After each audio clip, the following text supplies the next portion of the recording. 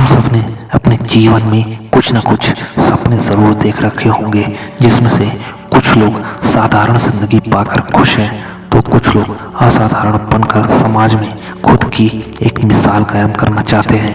और हम यह भी जानते हैं कि हम अब अपने बीते हुए कल को बदल तो नहीं सकते, लेकिन हमारा आने वाला कल हमारे हाथ में है। अपने सपनों को जीने के लिए, अपने लक्ष्य को पाने के लिए सिर्फ कड़ी मेहनत ही नहीं काफ़ी होती, बल्कि हमें उसी स्तर की मानसिक और शारीरिक परीक्षाओं से गुजरना पड़ता है। अरुणिमा सिन्हा भारत की एक ऐसी ही महिला है जिनके सामने मौत ने भी दो बार घुटने टेक दिए और उन्होंने अपना एक पैर खो देने के बावजूद भी माउंट एवरेस्ट जैसे दूर पहाड़ को फतह किया है।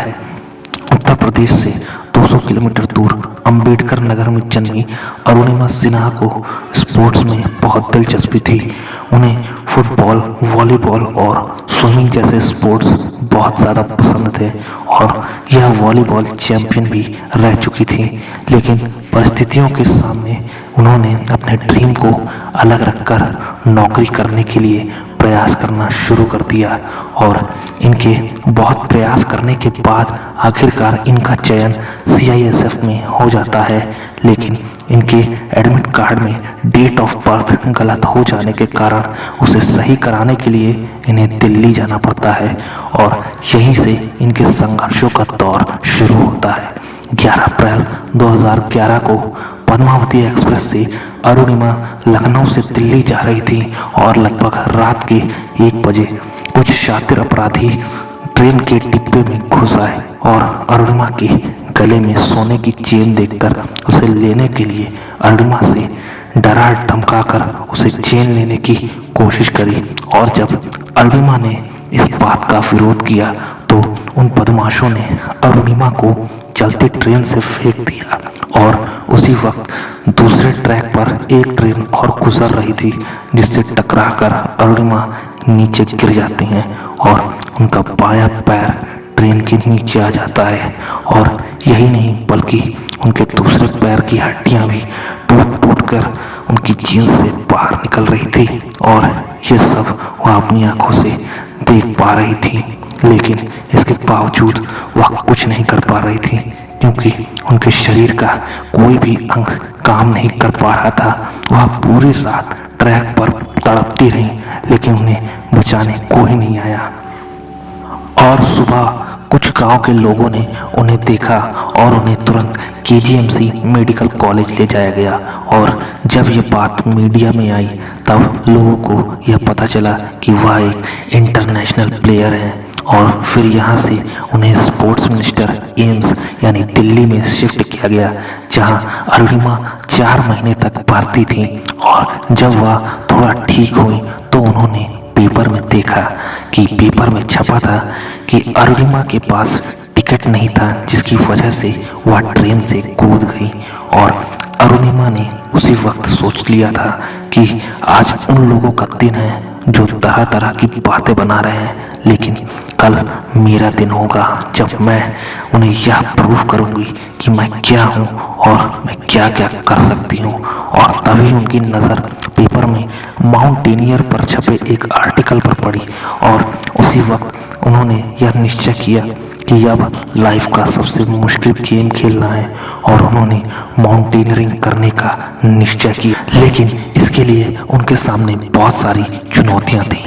पहला कि किसी की गाइडेंस में सही ट्रेनिंग लेना और दूसरा कि इसके लिए स्पॉन्सरशिप ढूंढना। और उन्होंने जब अपनी बात सबके सामने रखी तो सभी ने उनको निराश किया। यह सब कहने लगे कि अरुणिमा यह क्या पागलपन है, तुम्हारा एक पैर तो आर्टिफिशियल है और दूसरे पैर में रॉड पड़ी है। लेकिन उन्होंने उन सब का चैलेंज स्वीकार किया। उनका मानना था कि सबसे बड़े मोटिवेटर आप खुद होते हो और जिस दिन आपकी अंतरात्मा किसी लक्ष्य के प्रति जाग गई उस दिन आपको कोई भी नहीं रोक सकता अपने लक्ष्य को पाने से। और वो अपने भाई साहब के साथ मैडम बछेंद्री पाल से मिलने के लिए पहुंची, जिन्होंने 1984 में एवरेस्ट सबमिट किया था। बछेंद्री पाल ने जब अरुणिमा को देखा तो उनकी आंखों में आंसू आ गए और उन्होंने कहा कि अरुणिमा, तुमने इन हालातों में भी एवरेस्ट जैसे दूर पहाड़ के बारे में सोचा तो तुमने अपने अंदर तो एवरेस्ट फतेह कर ही लिया है, अब तो बस लोगों को दिखाना बाकी है। अरुणिमा यह भी बताती हैं कि उनकी ट्रेनिंग के समय जहां लोगों को रोड से बेस कैंप तक पहुंचने में 2 मिनट लगते थे, वहीं उन्हें 3-3 घंटे लग जाते थे, क्योंकि उनके राइट पैर की हड्डियां भी ठीक से जुड़ी नहीं थीं और लेफ्ट पैर में प्रोस्थेटिक लेग लग चुका था। और इसी तरह 8 महीने बीत जाते हैं और वह उसके बाद पूरा वेट उठाकर बेस कैंप से सबके साथ निकलती और टॉप पर सबसे पहले वही पहुंचती और लोग उन्हें आकर यह पूछते कि मैडम खाती क्या हो, जिसके बाद से उन्हें स्पॉन्सरशिप मिलना शुरू हो गई। और इसके बाद अरुणिमा अपने ग्रुप के साथ एवरेस्ट फतेह करने के लिए निकल गई। उनके ग्रुप में 6 लोग थे। जैसे जैसे वह आगे बढ़ती जा रही थी वैसे वैसे उनकी कठिनाइयाँ और बढ़ती जा रही थी। जैसे वह अपना लेफ्ट लेग आगे बढ़ाती और उनका प्रोस्थेटिक लेग स्लिप कर जा रहा था।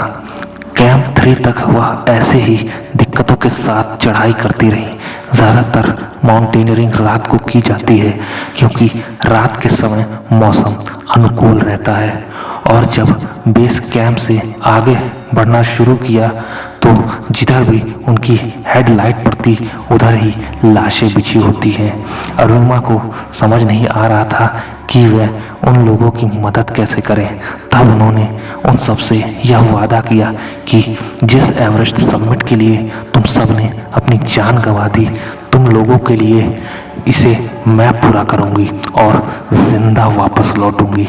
और जब वह हिलेरी स्ट्रिप साउथ पोल के पास पहुंची तो पता चला कि उनकी ऑक्सीजन खत्म होने वाली है। उनके शेरपा ने, जो कि उनका गाइड था, उसने आगे चलने से मना किया, लेकिन अरुणिमा आगे बढ़ती रही क्योंकि उन्हें पता था कि वहाँ से कुछ ही दूरी पर एवरेस्ट सबमिट है।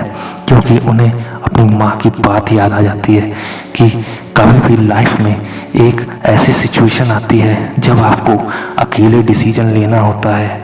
उस वक्त जहाँ पर तुम खड़े हो वहाँ से थोड़ा पीछे मुड़कर देखना और सोचना कि इतनी दूर एक एक कदम चलकर तुम यहाँ तक पहुँचे हो और अब तुम्हें बस एक एक कदम बढ़ाना है और तुम सबसे टॉप पर होगे। और हिलेरी स्ट्रिप से लगभग 1.5 से 2 घंटे बाद सुबह के 10:55 पर अरुणिमा एवरेस्ट के टॉप पर थी।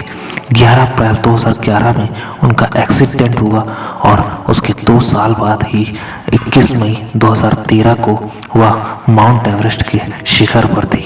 और इसके बाद जब वह वापस लौट रही थी तभी उनका ऑक्सीजन खत्म हो जाता है और उसी वक्त एक माउंटेनियर मौसम खराब हो जाने के कारण वापस लौट रहा होता है, जिसके पास 2 ऑक्सीजन होते हैं। और अरुणिमा के शेरपा ने तुरंत वह ऑक्सीजन लेकर अरुणिमा के लगा देता है, जिसके बाद अरुणिमा एवरेस्ट सबमिट पूरा करने के बाद जिंदा वापस लौटती हैं, क्योंकि भगवान भी उसी की मदद करता है जो कभी खुद से हारता नहीं है। तो दोस्तों, अरुणिमा के लिए एक लाइक तो बनता है। और इसी के साथ विदा लेता हूँ आप सबसे और मिलते हैं एक अगली वीडियो में एक नए टॉपिक के साथ। तब तक के लिए जय हिंद, जय भारत।